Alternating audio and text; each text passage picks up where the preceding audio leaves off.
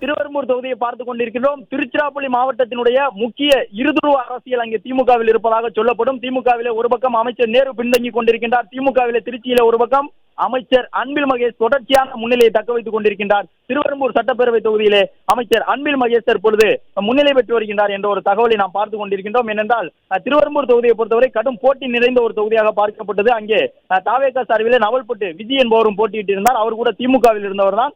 அமைச்சர் நேருவினுடைய ஆதரவாளராக வலம் வந்தவர் திடீரென்று தாவேகாவில் சென்று போட்டியிட்டிருந்தார். எனவே அமைச்சர் அன்பில் மகேஷுக்கு திருவெரும்பூர் தொகுதியிலே கஷ்டமாக இருக்கும் என்று எதிர்பார்த்தது, ஆனால் முன்னிலை பெற்றிருக்கின்றார். பிளே ஸ்டோர் மற்றும் ஆப் ஸ்டோரில் இருந்து பாலிமர் செயலியை QR கோடு மூலம் பதிவிறக்கம் செய்யுங்கள்.